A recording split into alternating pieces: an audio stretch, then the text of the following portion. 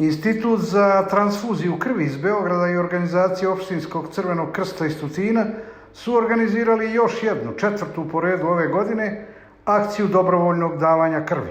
Danas je Crveni krst Tutin sa Institutom za transfuziju krvi Srbije započeo prvu akciju u letnoj kampanji dobrovoljnog davanja krvi, a četvrtu po redu u ovoj godini.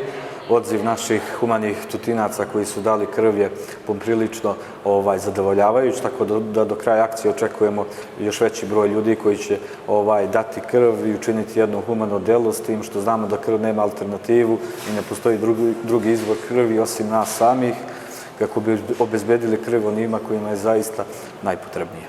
Prikupili smo za prvih 2 sata akcije prikupili nekih 15 jedinica, tako da smo poprilično zadovoljni odazivom.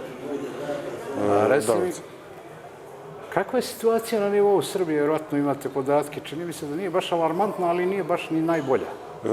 Da, nije najbolja, posebno u posljednjih godinu i nešto dana zbog pandemije.